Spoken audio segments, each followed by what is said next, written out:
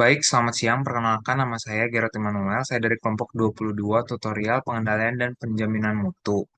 Nah, pada kesempatan kali ini saya akan menjelaskan hasil dari tugas mingguan eh, tutorial PPM untuk modul 1. Di sini untuk shift 2 itu ada 4 soal.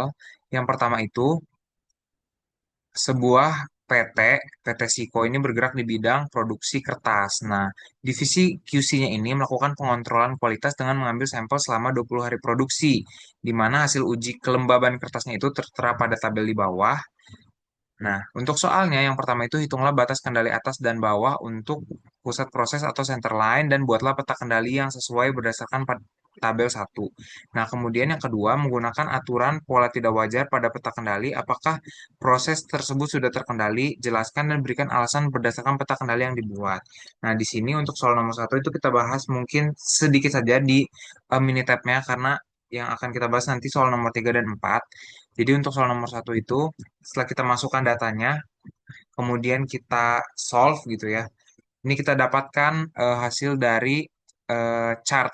Maksudnya peta kendali X-nya itu, X bar-nya itu yang atas ini untuk center line-nya itu sebesar 7,914. Kemudian untuk UCL atau batas atasnya itu sebesar 8,08 dan batas bawah atau LCL-nya itu sebesar 7,74. Kemudian untuk peta kendali peta R-nya itu center line-nya itu sebesar 0,56 dengan batas atas atau UCL-nya itu 0,995 dan batas bawah atau LCL-nya itu sebesar 0,125.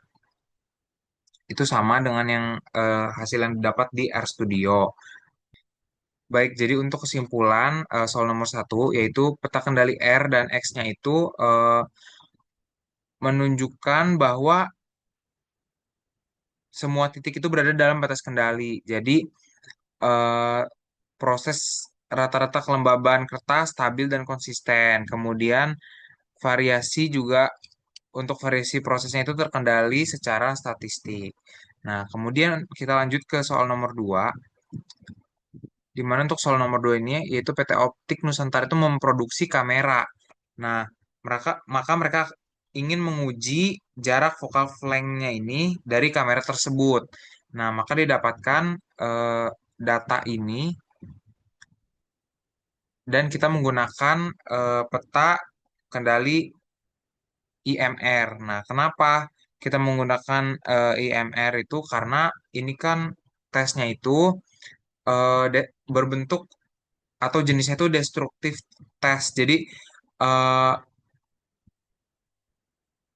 outputnya itu nanti akan eh, hancur gitu yang kita tes gitu kan. Jadi kita menggunakan sampelnya itu seminimal mungkin gitu ya, atau satu gitu untuk mencegah kerugian. Nah, jadi kita langsung saja kerjakan. Ini untuk yang nomor 2 itu kita masukkan datanya di sini, kemudian nanti kita dapatkan hasilnya adalah sebagai berikut. Jadi ini juga sama, semuanya itu berada dalam batas kendali. Jadi kesimpulannya itu untuk peta kendali MR ini memiliki rata-rata 0,034 dan UCL 0,113 serta LCL-nya itu sebesar 0. Nah, menunjukkan bahwa variasinya itu terkendali gitu kan.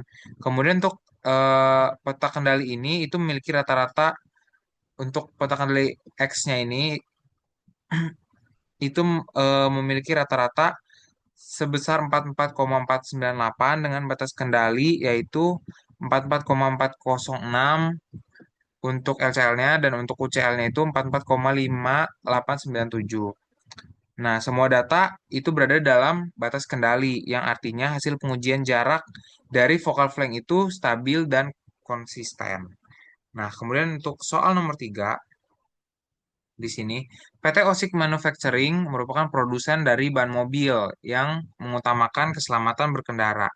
Nah, di sini tim QC-nya ini ingin melakukan pemeriksaan rutin setiap bulan selama 12 bulan berturut-turut. Nah, di sini sudah ada hasil uji tekanan bannya. Nah, karena ini eh, N-nya itu lebih dari 10, maka kita menggunakan peta kendali X bar S. Nah, di sini untuk soalnya itu yang pertama, hitunglah batas kendali atas dan bawah untuk pusat proses atau center line dan buatlah peta kendali yang sesuai berdasarkan data tabel 3. Nah, yang kedua, menggunakan aturan pola tidak wajar pada peta kendali apakah proses tersebut sudah terkendali. Jelaskan dan berikan alasan berdasarkan peta kendali yang dibuat. Nah, maka yang pertama itu kita kerjakan untuk soal nomor 3. Nah, sebelumnya ini kita input data dulu. Seperti biasa, kita input data. Untuk soal nomor 3 itu ada di sheet 3. Nah, yang pertama ini kita menghilangkan kolom. Wait. Karena tadi ada kolom eh, ini bulan gitu ya. Nah, setelah itu kita membuat peta kendali S-nya terlebih dahulu.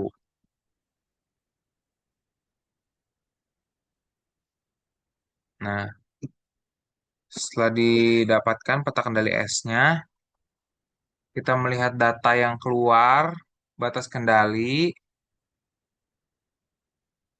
ternyata 0, kemudian melihat ringkasan peta kendali S. Nah, di sini kita bisa lihat nih bahwa center of group statistiknya itu 1,31, kemudian dengan standar deviasinya itu sebesar 1,34, dengan LCL-nya itu sebesar 0,465, dan batas atasnya atau UCL-nya itu sebesar 2,167. Nah, selanjutnya di sini kita menghapus data yang keluar dari batas kendali. Nah, kita membuat peta kendali perbaikannya seperti ini. Dengan senternya itu masih di 1,31, standar deviasi 1,34, kemudian untuk LCL-nya atau batas bawahnya itu 0,46 dan batas atas atau UCL-nya itu 2,167. Nah, di sini kita melihat ringkasannya. Nah, ini yang tadi saya sudah sebutkan. Kemudian selanjutnya itu kita membuat peta kendali X bar. Kita buat peta kendali X barnya. Nah, di sini ditemukan ada dua outlier yang artinya itu keluar dari batas atas ataupun batas bawah gitu yang sudah ada. Nah, s- selanjutnya itu kita melihat ringkasan peta kendali X bar-nya. Didapatkan bahwa center of group statistik atau rata-ratanya atau center line-nya itu sebesar 146,6806. Kemudian untuk batas bawahnya atau LCL-nya itu sebesar 145,683 dan batas atasnya atau UCL-nya itu 147,67. Nah, di sini itu kita eh, cek pada pada Minitab.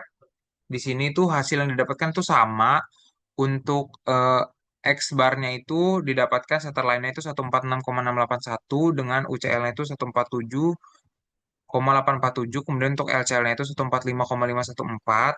Kemudian untuk peta S-nya itu center line-nya itu 1,316 dengan UCL atau batas atasnya 2,167 dan LCL batas bawahnya 0,465. Nah, selanjutnya untuk soal nomor 4 itu kita diminta untuk membuat eh, fishbone diagram dari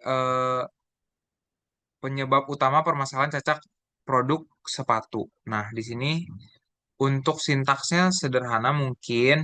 Ini kita masukkan soal 4. Yang pertama kita menginput data sheet 4 untuk soal nomor 4. Kemudian kita membuat fishbone diagram dengan menggunakan sintaks di sini. Ini kita masukkan nih faktornya ada apa saja. Man, machine, methods, material, measurements, dan juga environment. Kemudian efeknya yaitu penyebab utama permasalahan cacat produk sepatu. Nah, ini sudah saya coba sebelumnya, tapi tetap seperti ini gambar dari cause and effect diagram atau fishbone diagramnya. Mungkin untuk lebih jelasnya itu kita bisa ngeliat di Minitab. Nah, untuk di Minitab itu juga sama. Jadi yang pertama itu kita masukkan datanya di sini untuk faktor-faktornya tuh ada apa saja gitu. Nah, kemudian setelah kita running, itu kita mendapatkan diagram fishbone atau fishbone diagram sebagai berikut. Jadi permasalahannya yaitu cacat produk sepatu. Nah, cacat produk sepatu ini jadi dipengaruhi oleh 6 faktor. 6 faktor utamanya yaitu dari segi man, method, measurements, kemudian machine, materials, dan juga environment. Nah, dari hal-hal keenam hal ini itu di breakdown lagi masing-masing itu kenapa. Jadi untuk masalah man atau manusianya itu yaitu operator kurang teliti, kemudian operator kurang terlatih.